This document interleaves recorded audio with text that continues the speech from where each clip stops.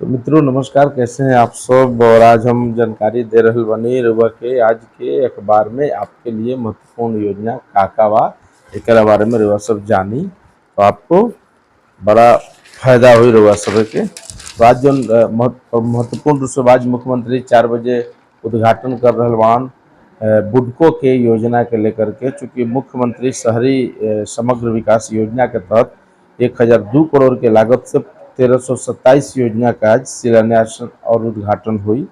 तो शिलान्यास के क्रम में बाकी जितना मुख्यमंत्री समग्र विकास योजना के तहत अर्बन इलाका में जौन रोड बन रहा बा, जो लगातार टेंडर पेपर में बुडको के द्वारा निकल रहा बा, तो ओकर शिलान्यास हो मतलब आवाज से कार्य शुरू कल जाई। ऐसे शिलान्यास कल जा रहा चुनाव के समय में धड़ाधड़ उद्घाटन और शिलान्यास हो रहा बा।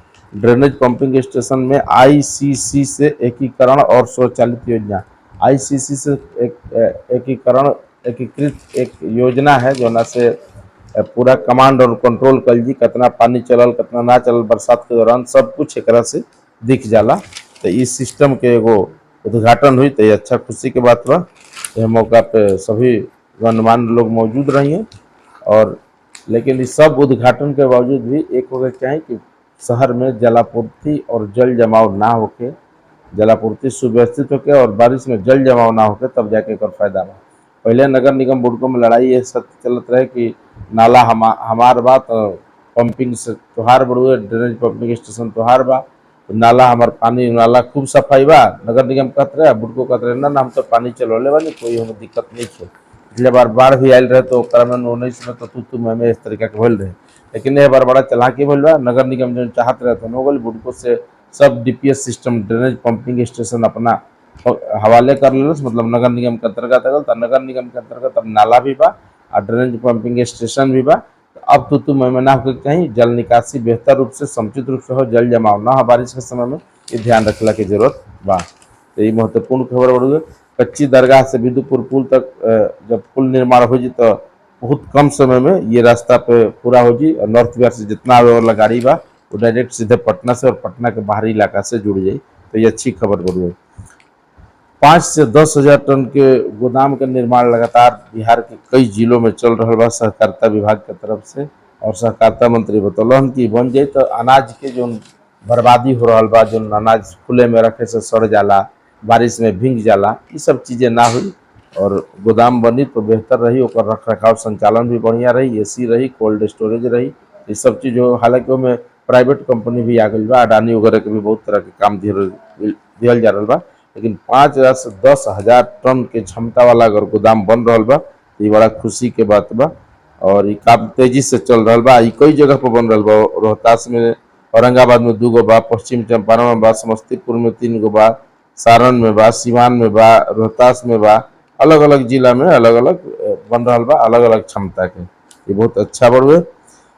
हर घर नल जल योजना में गड़बड़ी सामने आयल बा। गड़बड़ी करे वाले कंपनी के जो उत्तर प्रदेश के कंपनी है एनएस इंफ्रास्ट्रक्ट फतेहपुर सिकरी आगरा के 10 वर्षों के लिए ब्लैक लिस्टेड कल गई बा। तो बढ़िया से जांच हुई तो कितना कंपनी हमें ब्लैक लिस्टेड हो चुकी है पर गंभीर कार्रवाई अभी तक भइल नहीं है। अब राजभवन से निगरानी हुई, अंगीभूत कॉलेज से लेकर प्रधानाचार्य की नियुक्ति से लेकर सब चीज़ की निगरानी हो चुकी। ये बहुत जरूरी बा, अगर नहीं तो राज्य में शिक्षा के पठन पाठन के टाइम से होना भी बहुत जरूरी बढ़ुए। ये महत्वपूर्ण खबर बा। अगला जो योजना बा फलों की खेती खातिर किसान के आय बढ़ावे खातिर सरकार खूब जोर दे रहा बिया और ओकरा से ज़्यादा किसान के आमदनी होके एकर काम कल जा रहा बा। आगे जो योजना की जानकारी बा वो भूमि राजस्व विभाग से संबंधित बा। चूँकि भूमि राजस्व विभाग एक टोल फ्री नंबर जारी करी जौना से किसान के जमीन जायदाद से संबंधित जो सर्वे चल रहा बा, भूमि सर्वेक्षण के काम, ओकरा में कोनो तरह के कोई समस्या हुई तो कॉल सेंटर पर डायरेक्ट फोन करके पूछ लिए और सुबह से शाम तक लोग मौजूद रही समस्या के समाधान करे खातिर। ये अच्छी बात बा। क्योंकि खेती किसानी से लेकर जमीन जायदाद जितना तरह के लड़ाई बा ओकर मूल जड़ जमीन ही होला। और जमीन के सही रूप से कार्य हो जाए तो कभी कोनो झंझट जीवन में केहू के आपस में ना हुई। तो ये एगो अच्छा खबर बा। महाराष्ट्र और कर्नाटक के तर्ज पे बिहार के स्कूल में भी जो उच्च माध्यमिक स्कूल बा ओकरा में तरन ताल बनवाल जी। तो तरन ताल का मतलब पोखरा बनवाल जी।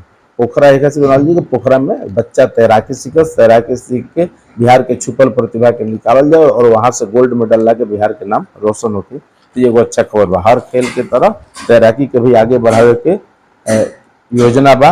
100 छात्राओं के तैराकी सिखावल जाई, हमें लड़का लड़की दोनों के ट्रेंड कल जाई।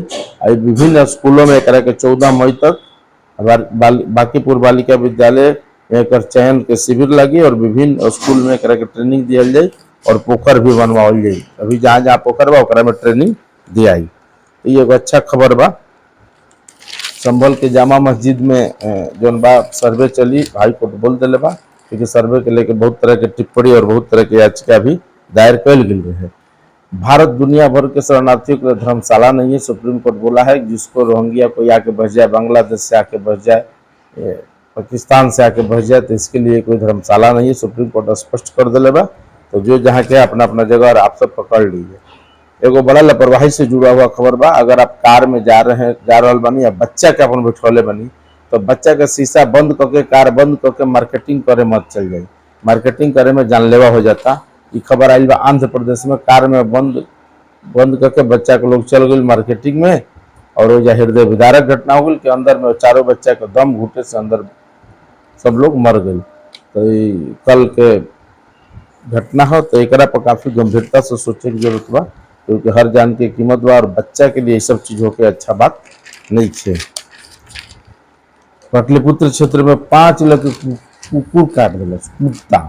कुकुर काटे से सब लोग परेशान बा और गंभीर रूप से काफी जख्मी हो गई बा। तो एक पर सब ध्यान देवे के बहुत जरूरत बा। फार्मासिस्ट 2476 फार्मासिस्ट के बहाली होके 4 जून से ओकर परीक्षा हुई। तो जे लोग फार्म भरले बा तैयारी अपन तेज कर दो। परीक्षा बहुत जल्दी हो रहा बा। सफलता मिली तो सरकारी नौकरी मिली, ना मिली तो फिर ट्राई करे के पड़ी। आयुष्मान भारत के लेकर प्रधानमंत्री जन आरोग्य योजना के तहत मुख्यमंत्री जन आरोग्य योजना, तीनों आयुष्मान भारत तहत प्रधानमंत्री और मुख्यमंत्री दोनों जन आरोग्य जन योजना पर जन 5 लाख रुपये फ्री मिलेला। तो 5 मुख्यमंत्री में 5 प्रधानमंत्री में 10 लाख। ओकरा खातिर नया नया हॉस्पिटल जन बा सूचीबद्ध कर गई बा, मतलब ई योजना से जोड़ल गई बा। तो योजना में कैसे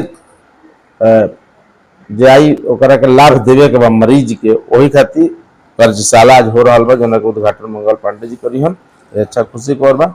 लेकिन एगो हमें ध्यान देवे की जरूरत है कि बहुत सारा हॉस्पिटल अभी बा जौन आयुष्मान कार्ड पर इलाज नहीं करत, ओकरा पर सख्त कार्रवाई की जरूरत बा।